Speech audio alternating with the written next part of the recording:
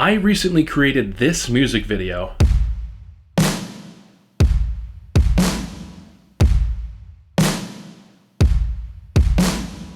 for under $500. And in this video, I'm gonna show you how. Stop, we don't need an intro. It just wastes time. Let's just get to the business at hand. So before we talk about that video, the one I just showed you, and by the way, if you haven't seen it, please go watch it before this video so that you have sort of a reference as to what we're talking about. But I first very quickly want to talk about the process of actually getting a music video made, like how it even starts. So usually there's a person that's commissioning the video that works for the record label of the artist, and they've already talked to them, and they'll send out a request for treatments to a bunch of different directors. The directors will submit the treatments. By the way, if you don't know what a treatment is and you want me to make a video about that, let me know and in the comments, and maybe I'll make one in the future. But I'll leave a link in the description that is to a website where there's a bunch of treatments from other video directors and stuff that you can use for reference. So the directors will create treatments, they'll send them back to the commissioner, they'll talk to the artist, and the artist will say, I want it to go with this one. Then there will be a bunch of meetings about budgets and all that kind of stuff, and then the video will get made. But that's only one way that music videos get created. The more common way, especially for emerging artists and emerging music video creators, is just networking. I know, networking. It's that thing that everybody says you have to do. You gotta go to all these industry events and make sure you're handing out your business card to every single person you meet. But that's not what I'm talking about. I'm just talking about meeting people, doing what you're doing on your day-to-day, and people you meet, just recognizing that maybe they could have a use for what you do, and not trying to sell them on it, but just mention what you do. It always comes up in conversation anyway. Just say, oh yeah, I make videos, I make music videos, I'm a photographer, whatever.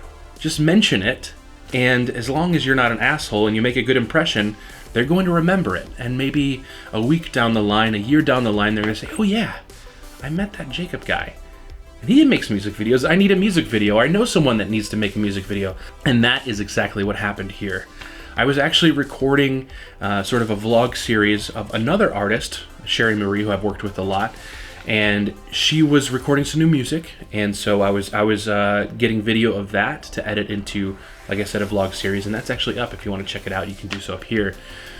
But while all that was happening, she had someone else in the room, a couple other people, and one of them was this songwriter, Nafsika, who is also a music artist. And over the course of the 3 days, we got talking, and she mentioned that she was coming out with this new song for Valentine's Day. And so eventually she was like, hey, I mentioned that new song. I want to make a music video for it. Are you interested? And I said, yes, I'm definitely interested. What's your budget? But we'll get into budget money stuff in just a little bit. I know that's why a lot of you are here. But first, I want to talk about the process with this video and with Nafsika. So she didn't have an idea for the music video. She knew that she wanted these specific colors that were in the album artwork for the song, and she wanted it sort of give it sort of a dreamy look. And I said, okay, I'll work with that. I listened to the song maybe about 100 times, and no, that is not an exaggeration. Whenever I'm doing something like this, I listen to the music, which is the most important part, just over and over and over, so it's in my head. And when I'm not thinking about it, when I'm thinking about other stuff, ideas will come back to me because I've listened to the song so much. So that's important and it's necessary. The song is about this new relationship that she has with her boyfriend and how she just can't stop thinking about him. And it's about all of those small moments, not the big grandiose romantic moments, but those little moments. All those little moments that she just can't stop thinking about because she's in love with him so much. I thought about that, and I got the idea in my head of having this whole video be in this sort of like dreamscape. The ideas, the thoughts, the feelings in her head, that's what we're seeing. We're seeing her perform in this colorful dreamscape. So that's the idea that I had. I told Nafsika, and she loved it, and she said, okay, let's do it. Now let's get into the budget stuff. This was a new artist that I had not worked with before. Also, I'm an emerging music video director. I've done a few music videos in the past, but I'm still relatively new with all this. And so I figured this was a great opportunity for me. It was a great opportunity for me to create a video that's gonna be great for my reel, but also to work with this new artist, make a good impression, and hopefully work with her and her friends, other people that she talks to in the future. I budgeted this. I said, I'm gonna need to find a studio space that has a lot of props and lights already there so that I don't have to spend extra money on that. And I'm gonna have to have help shooting this music video.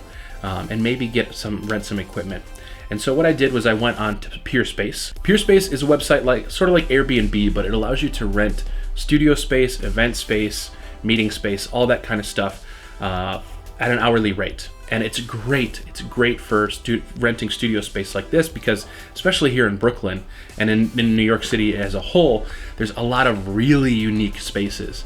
And I was able to find this space that was a little bit more than I wanted to spend, but it had basically these pre-built sets. It was built in an old furniture factory, actually an existing furniture factory, and so they had a lot of this amazing old furniture. They had a lot of really cool props and colored lights and stuff there. They also had a studio space with a seamless, a cyc wall, a cyc corner, so I could have that seamless white look as well. It was the perfect space, and it was about $100 an hour. So I budgeted that I could afford 3 hours worth of filming there. I would ideally like more than 3 hours, but it wasn't a complicated music video. So I spent $300 on that studio space, and again, it included almost all of the lights that I needed, all of the props that I would have needed, and all that kind of stuff. So that was amazing. And then I asked my friend Mark from the NYC Couple. You can check them out up here. My friend Mark is also a freelancer. He's relatively new to the full-time freelance world, and so I said, hey, do you want to get some music video studio set experience? Because he was helping me, and because he allowed us to borrow one of his lights and use his lens and his gimbal for the shoot. I gave him $100. So we were filming for 3 hours. He helped out by driving and helping me transport, and he let me use some of his stuff. So I gave him $100, which I would obviously love to pay him more, but it's low budget, no budget basically. So he was nice enough to help with that. So thank you, Mark. Then for the guy, Nafsika asked a favor of a friend, one of her really good friends. He was willing to do it for free. So that was a huge help budget-wise. So right there, $300 for the studio space, $100 to Mark, a few things like snacks and that kind of stuff. We're in under $500 on the budget. So all of that is just about the production itself. We spent 3 hours shooting. I got as much coverage as possible. I basically we went into one corner, had Nafsika perform the whole song once or twice, captured those performances. We went to another space, relit it, did the same thing for as long as we could for those 3 hours that we were in the space. Once I was done with that, I had to turn it into a video. And so that's where the computer behind me comes in. Let's go to the computer and I'll show you exactly how I brought this video to life in editing. Okay, now we're here at my computer, and basically after importing all of my footage here, I'll go through and find the ones that I know were full performances. So I'll drag the audio track for the song into the sequence. Then I will make sure to take all my performances and sync them all up to the audio track. I did this manually. There's ways to do it automatically in Premiere as well, but for this it was easy enough. As long as you're slating and you have some scratch audio for the video, it's very simple to do. You can see here I have 4 full performances of this song. If I just turn off each of the layers, you can see they're different performances. And the reason I do that is it allows me to keep track of each of these performances individually, and I know each one's on its own layer. It's just nice and organized. So this is how I started out. If I go here to this other sequence called Edit 2, you can see exactly how I edited this video. So I mentioned that I have each of the performances on a different layer, and you can see that very clearly.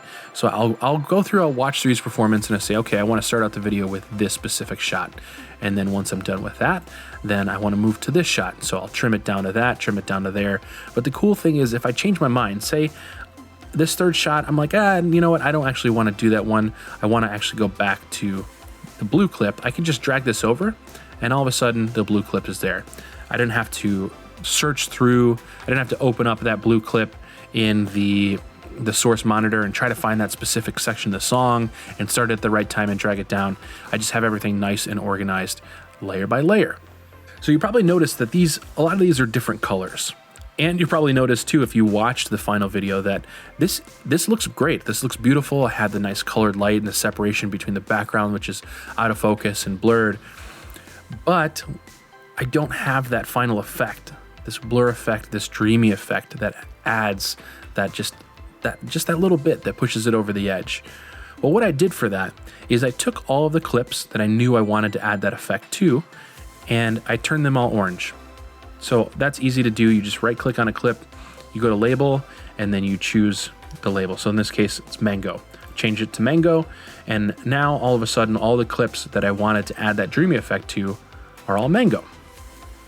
Now the cool thing is, and I learned this in the process of making this video, I didn't know this, and maybe this will help you out, but now I have all my mango clips. What I can do is I can right click, go to label, and say select label group.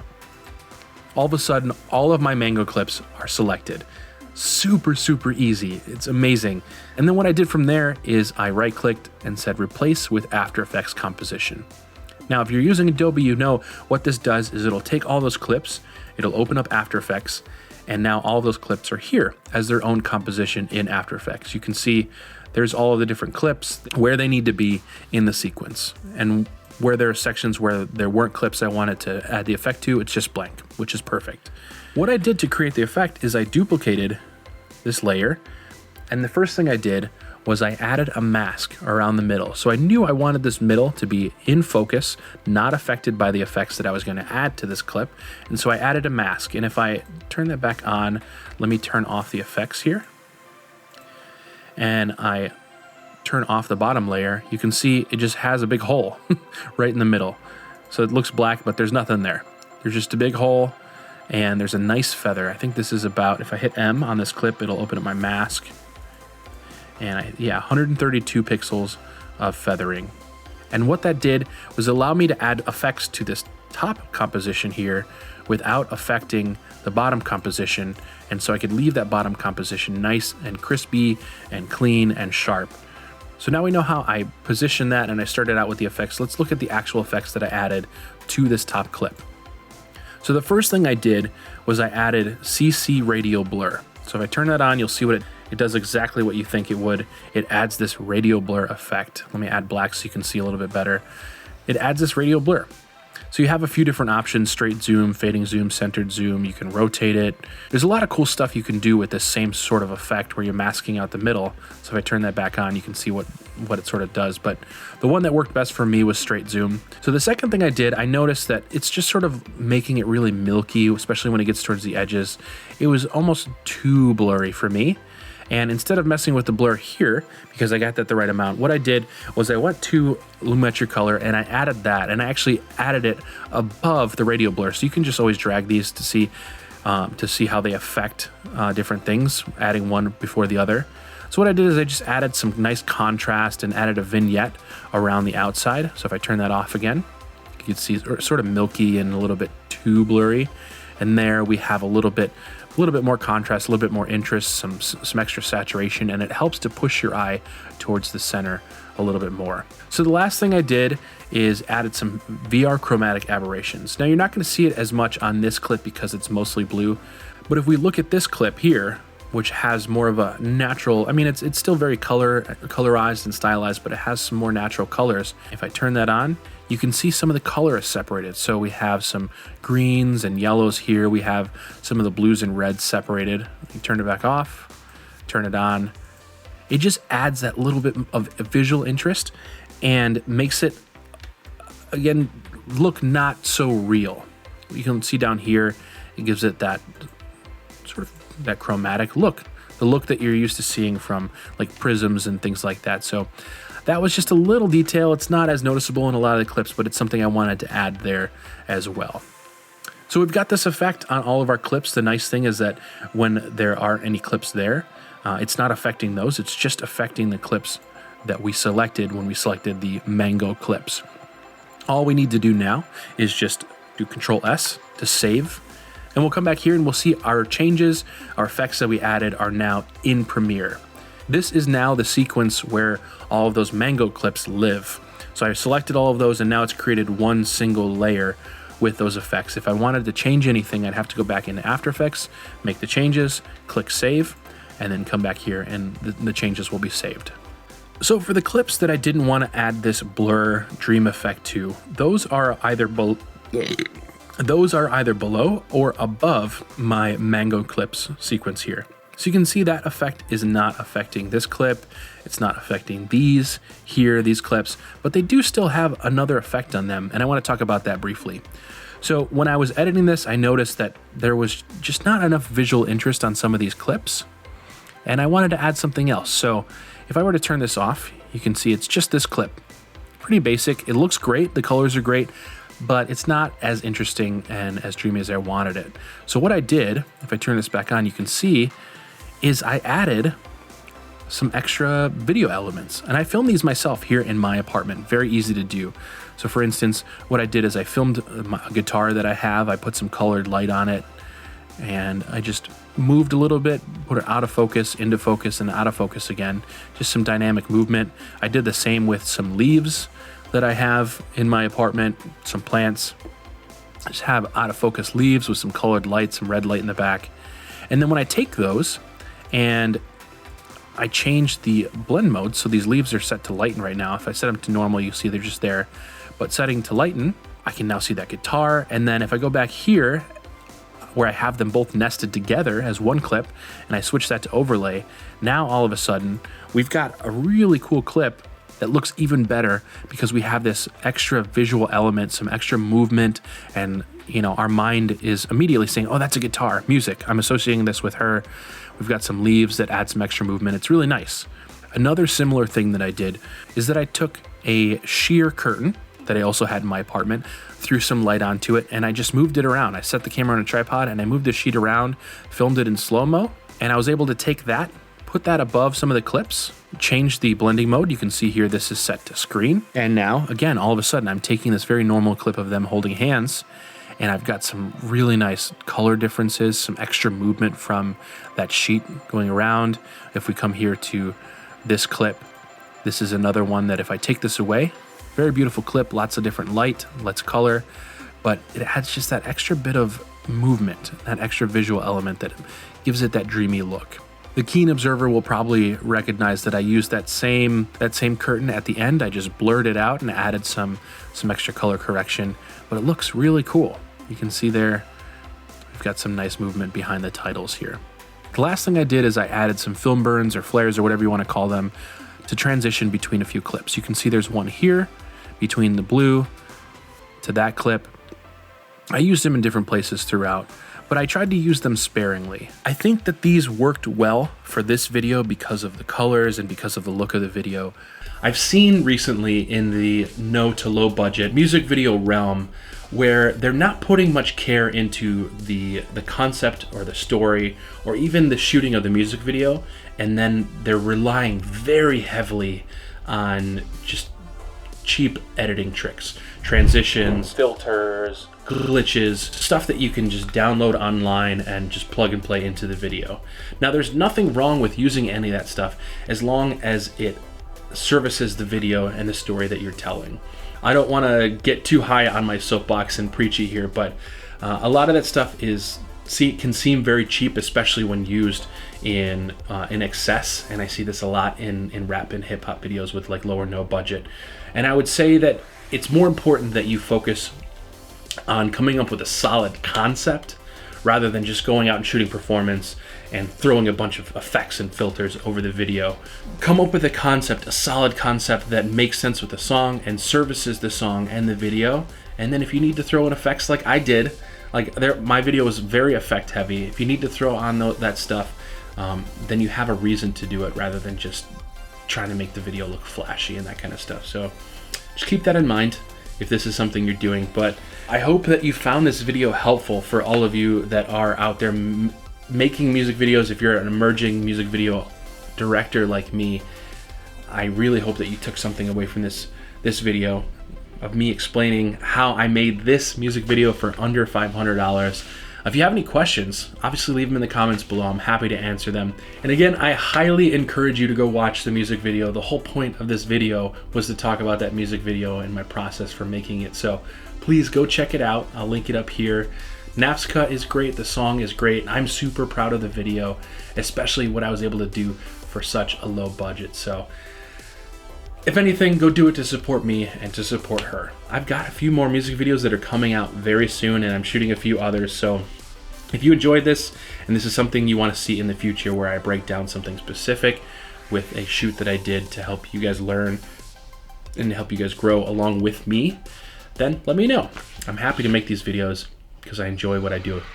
And I hope you consider subscribing if you enjoyed this. But that's all for now. Thank you as always very much for watching, and don't forget to create and explore. See you in the next one. Bye.